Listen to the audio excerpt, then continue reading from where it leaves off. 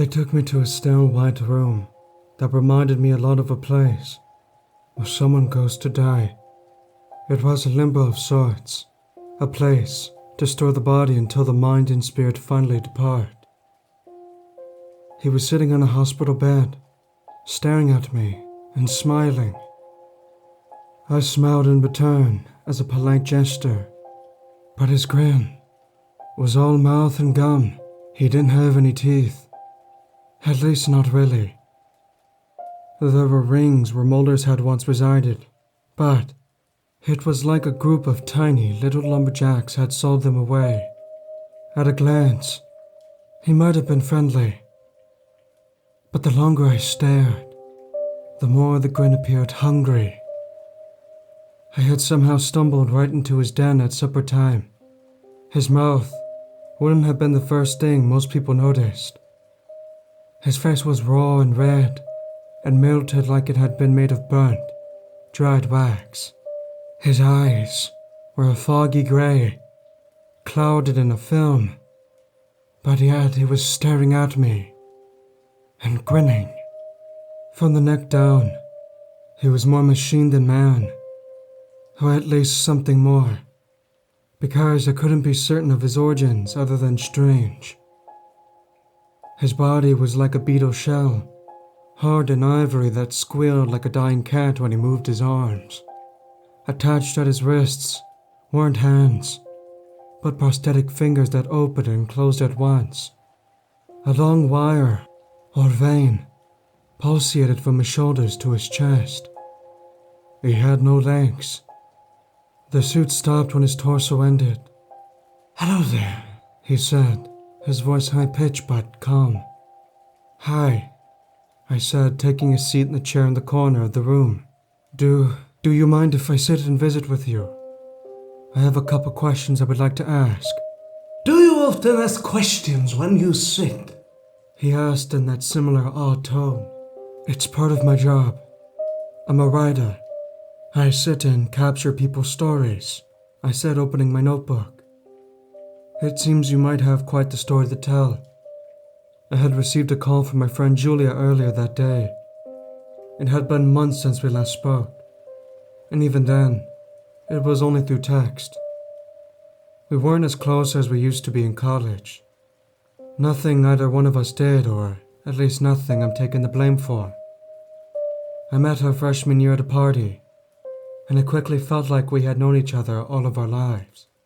I don't know why I'm telling you all this, but it feels important. Maybe I wish I was still back there than here now. Julia is a nurse at a hospital about an hour and a half away. She lives the great suburban fantasy everyone criticizes or dreams about at some point, with a 2-story house, a husband, and a 2-year-old daughter named Maddie. I'm a freelance writer by trade. I live in a single-bedroom apartment, scraping by because I'm too stubborn to consider a career change at 25. "I have a story for you," Julia said. Her voice was urgent but quiet, like a cold had seized her in the throat. It was nothing more of a "I need your help" tone. It may be nothing, or something. "We had a strange patient come into the hospital today. The sheriff's questioning him now, or at least trying to." "Strange how?" I asked, grabbing my notebook. "Just strange." I heard Julia sigh, and the phone crackled with static. "I can't really explain. It's not right. Nothing about this is right. If you get here soon, I can get back to her before." "Before what, Julia?" I asked, running out the door at a full fog. I don't know," she said. The crackling cut through her voice and made it hard to hear. "I just have a really bad feeling about all of this." The call failed, and it went straight to voicemail every time I tried to call her back. I spent the next hour's drive in a panic, speeding down back country roads and thinking the worst. I just have a bad feeling. "You made it," Julia said, running to me and wrapping her arms around me. For a moment, we were back in college instead of at a nurse's station. Her hug lingered, and finally reality settled in as she let go. "It's good to see you," It's been too long. What's this all about? I'm not sure. Maybe I've wasted your time, Julia said, like she was trying to remember a thought. Then suddenly, the light drained from her eyes, and her body trembled. It's horrible when you see it. What they did to that poor man. And the farmer. There's a body, or at least, they tell me. I didn't see it. They brought them in this morning. Julia settled her nerves with a cup of coffee, and she sat down to tell me what she knew. But the more she told, the more questions I had, and the less any of this made sense. Dispatch received a 911 call in the early hours of the morning. James Blackwell said he thought he heard an intruder in his fields. I heard that the deputies did a ride-through of his place, but they didn't find anyone, Julia said. Kids like to play pranks sometimes. Maybe it was an animal. Or maybe James Blackwell went and lost his mind. Wouldn't be the first time people have gone a little crazy around these parts. About an hour later, Blackwell called again about someone in his fields. He says, I know somebody's in my fields. I see them staring at me through my window. I didn't know Blackwell personally, but a couple people who work here are familiar with him, said he was a brash kind of guy. Julia said. He decided to go out and confront the intruder himself. What happened? I asked. Julia's jaw tightened, and her eyes watered. We did everything we could to save him. They said there wasn't much left of him. Blackwell had been crushed, like someone had pulverized him into pieces. They had to send one of the assistants home because it was too much for him. I put my arm on her shoulder for comfort. You mentioned a patient here. Who is he? I don't know. John Doe. They found him near the body. He was dragging himself across the ground by his arms like a wounded animal. He says he doesn't remember what happened, or who did that to him. Just at a loss. Those eyes, though. They stare right through you. I thought you might be able to figure out what's going on. The sheriff agreed to let me question John Doe, just as long as I shared any useful information I gathered with the department. I think he was tired, and just as perplexed as I was. John Doe was a pitiful creature that caused my heart to race, and my hands to tremble, and as soon as I sat down, I wanted to be anywhere else but there in that room. Do you know what your name is? I asked. Yes, I do. It's John, he replied. Your name is John. I paused my note-taking. Yes. John Doe is my name. He said, and he started laughing a high-pitched squeak, his tongue sticking to where his front teeth should be. What's your real name? I asked. Well, why don't you tell me yours? My name is Mike. And you are? He lifted his arm, flexing his prosthetic fingers in and out. Mike. I like that. I think I will take it. Mike. You'll take what? He struggled to control his squeak. Mike. But I thought you said your name was John.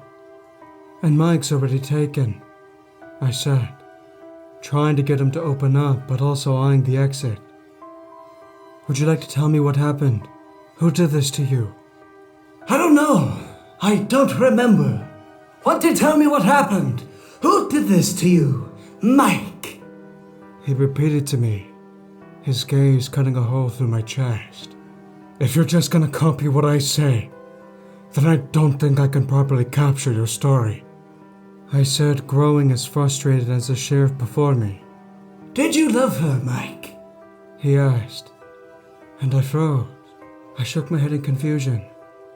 Well, the woman that did this to you, of course. Mike. Did you? You went all this way and back again, and here you are. Was it enough? How did he know?